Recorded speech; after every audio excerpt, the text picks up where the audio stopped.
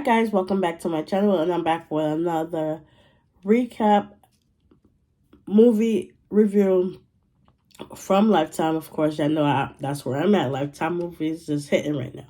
So we have The Walls Are Watching. So basically, it's this married couple, Erica and Mitch. I believe their names are Holden. Don't get me wrong, I could be messing up the last name. I don't know, but yeah, and this guy, Theodore Stenza. So in the beginning, it starts off with Theodore going to like the lender's bank for the people that own his house. So he tells them his backstory, like he's a army vet. His wife, I think she died to cancer. His son got sick, and he was just going through a rough patch, and basically he ended up losing his job, I believe, and he ended up losing his house. So he was basically at the bank trying to find a deal so that way he could keep his house. The bank said, no, we're not going to do this. You did this to us multiple times and still no avail. You're still in the same situation. So the bank gave him 34 days to vacate the home. It was a nice home at that. So it goes off to Erica and Mitch. They're basically looking for a home so they can start their family, because I believe they just got married. So they got tired of, living in an apartment. So everybody wants to branch out and get a house, because that's everybody's dream. So they end up finding a house that's been in foreclosure, and the house was Theodore Stenza's house. So they end up going to an auction, and Theodore was there, and the guy that was auctioning off his house was there as well. So after the event, Erica and Mitch, they won the bid for the house, and after that, the auctioneer, whatever, he's leaving the event, and he sees him in the hallway, and he's not paying Theodore any mind. So as he goes to the parking lot to get his car, Theodore runs him over with the car and records it, and then also takes a piece of the cloth of his vest as, I don't know, whatever he got planned going on. But yeah, but looking at Theodore, you can see like he's off. He's been through so much pain, and he don't know how to let that pain go. I mean, you can't let pain go. You just gotta keep living each day and taking it in one by one, whatever. So he finds out that they were the ones that bid his house, and they moved in or whatever. So later that night, when they all got settled in and it was time to go to bed, I think it was about like 11, 12 o'clock at night, he knocks on the door. And they're like, okay, we're about to go to sleep, but whatever. So they end up, and they just was like, they're going downstairs to open the door. Theodore's at the door, and he was like, I just want to say goodbye, because, I have so many memories in this house. I mean, they didn't think nothing of it. They just let him in, they talked, gave him, I guess, coffee or tea, whatever.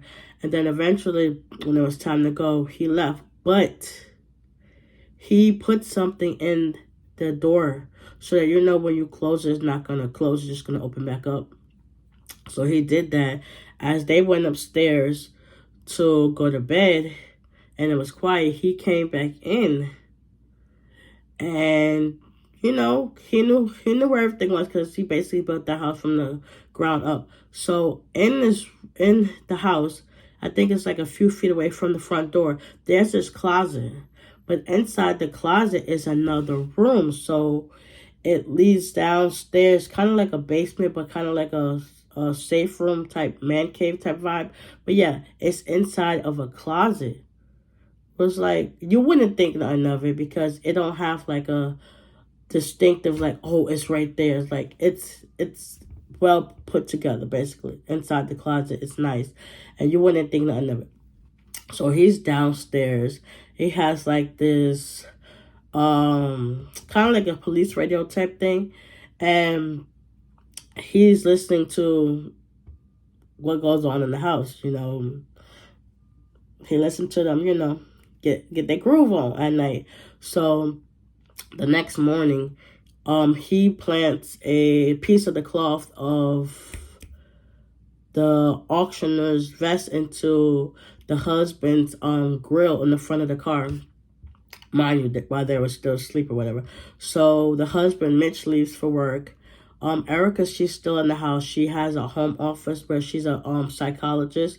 So she's taking a shower or whatever.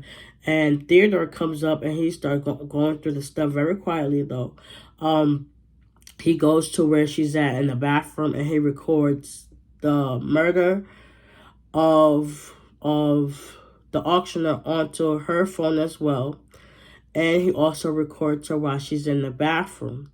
And he hurries up and closes the door. Eventually, people can sense when there's somebody watching them. She did that, and it was like he was gone. So I guess he went back downstairs to the walls or whatever.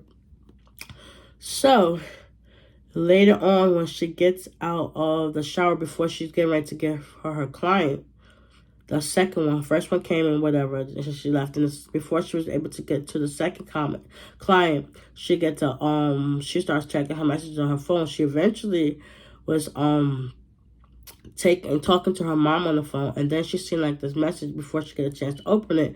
The doorbell rang, and her client and stuff came in. So he's there the whole entire time.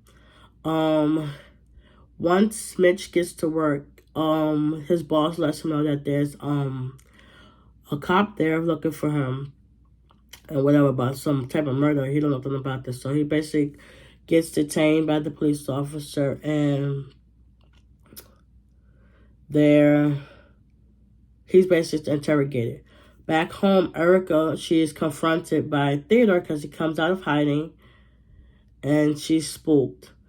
Long story short, one of Erica's clients has OCD, so basically he likes to be notified every single time something goes wrong, whatever. But when he called and she tried to cancel, he wasn't going for that, even though she said she was sick or whatever. He wasn't going for it. He was still outside the door waiting. Eventually he rings the doorbell. Theodore goes to open it and he brings him in the house. And, he ends up killing him. Mind you, Erica is chained. Well, I wouldn't say chained, but she's bound downstairs in the hidden room.